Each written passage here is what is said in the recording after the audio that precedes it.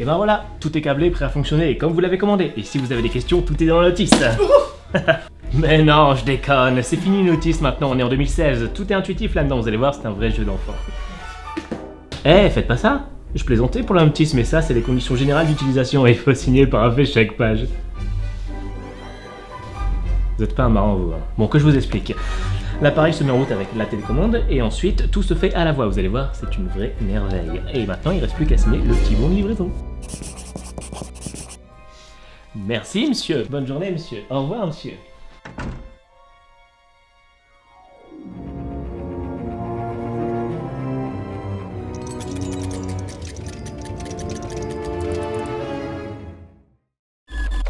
Bonjour, prenons ensemble quelques instants pour paramétrer votre système.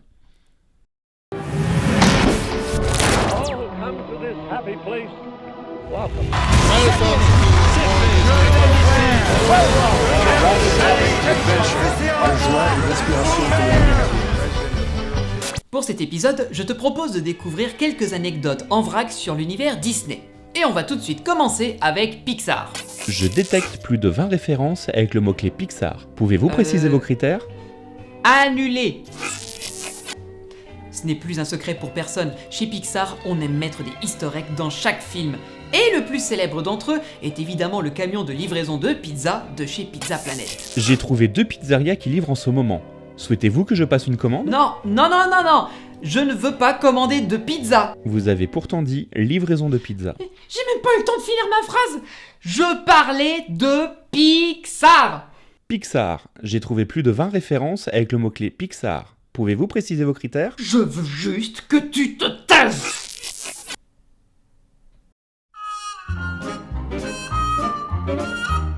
Ce camion est donc apparu pour la première fois en 1995 dans Toy Story.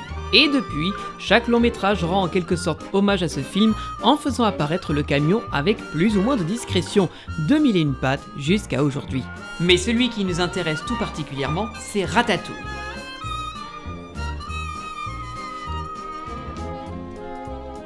Norma ? Ratatouille, long métrage d'animation, raconte les aventures de Rémi, jeune rat des champs passionné de cuisine qui va accidentellement se retrouver dans les cuisines d'un restaurant parisien. Le film, sorti dans l'Hexagone le 1er août 2007, a été réalisé par Brad Bird, notamment connu pour avoir réalisé Le Géant de Fer, Les Indestructibles, Mission Impossible Protocole Fantôme et À la poursuite de demain. Je savais bien que c'était trop beau. C'est bien. Mais c'est pas à ce Ratatouille-là que je pensais, mais à celui-là.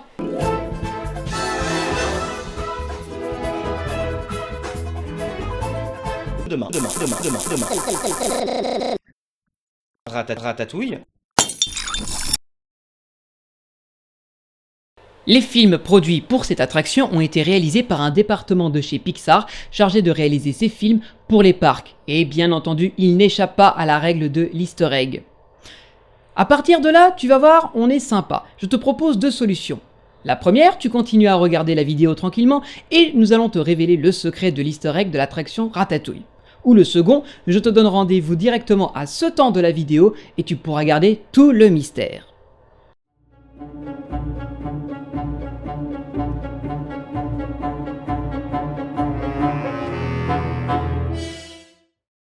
Dans la scène qui nous fait tomber du toit vers la cuisine, les 30 premières secondes se passent en compagnie de Rémi et Gusto. Tout autour de nous, des fenêtres nous permettent de découvrir les toits parisiens, mais une en particulier possède une ombre située vers un des bords de l'écran, et qu'est-ce que ça dessine ? Bingo ! On passe tout de suite à l'histoire suivante.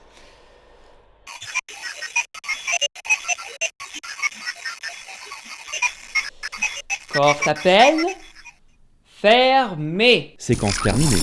À bientôt.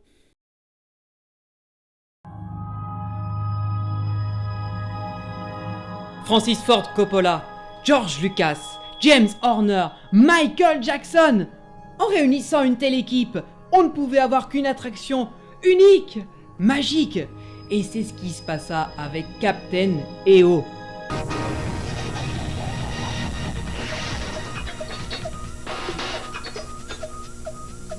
Pour rappel, Captain EO était un film en 3D réalisé en 1986 mettant en scène Michael Jackson accompagné d'une équipe improbable d'extraterrestres et de robots dont le but était de sauver des planètes isolées grâce au pouvoir de la musique.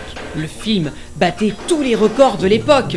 Un budget démesuré de plus de 30 millions de dollars, des effets spéciaux à couper le souffle, pour l'époque bien sûr, et un casting de superstars.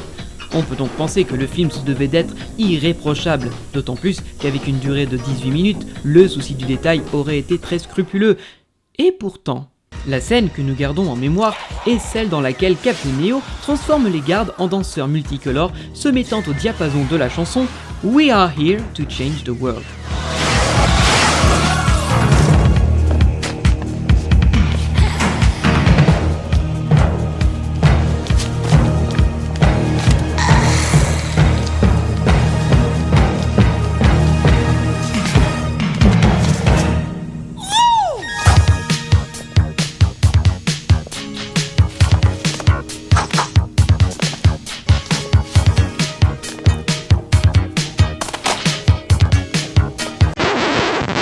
Attends là, tu l'as pas vu? Bon allez, on se la repasse. Et hop! Eh ben alors, on a oublié ces pas de danse? Je crois que je viens de détruire un morceau de ta nostalgie, hein? Pas vrai, Norna?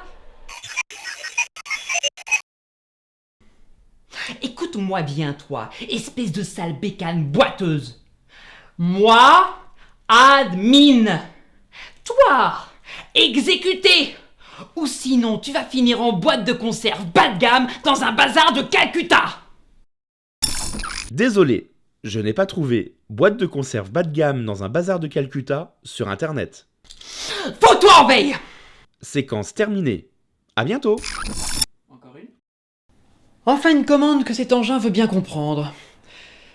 On m'y reprendra plus avec la technologie. Allez, on va essayer de finir l'épisode quand même. Bon, anecdote suivante, direction l'Elysée. En 1987, au terme de négociations de 2 ans, la France et la Walt Disney Company venaient de se mettre d'accord sur la phase 4 de Marne-la-Vallée. Ils signent alors la convention qui crée de manière officielle et définitive ce qu'allait devenir Euro Disney Resort Paris. Pour célébrer cet événement en grande pompe, toute la presse fit le déplacement pour assister à la signature en présence entre autres de Jacques Chirac, Premier ministre de l'époque, et de Michael Eisner, le président de The Walt Disney Company. Mais cette image, tout ce qu'il y a de plus solennel et officiel, aurait pu avoir un tout autre visage. Lors de la phase de préparation de la mise en scène de la signature, Michael Eisner, qui représentait Disney, voulait que la signature de la convention soit réalisée par Mickey Mouse. Oui, tu as bien entendu. Mickey Mouse, en chair et en os, qui aurait apposé sa signature liant l'État à Disney. Bien entendu, Jacques Chirac, ayant été mis au courant des plans d'Eisner, refusa catégoriquement, exigeant que ce soit le patron, le vrai, qui signe de ses 5 doigts. Tu sais, je ne peux m'empêcher, lorsque je revois les quelques images de cette époque, du cadeau que Michael Eisner avait fait à l'époque à Jacques Chirac. Un magnifique cellulo original de Blanche-Neige et les 7 nains, représentant la méchante sorcière offrant la pomme empoisonnée à Blanche-Neige. Oh non! Voilà. Allez, sans transition, on passe à l'histoire. Erreur système. Capacité du disque dépassée. Veuillez tourner le disque pour passer à la phase 2. Mesdames et messieurs, votre attention s'il vous plaît. Nous sommes désolés, mais votre vidéo ne peut pas continuer pour le moment. Veuillez suivre les indications de votre lecteur YouTube afin de vous diriger vers la deuxième partie.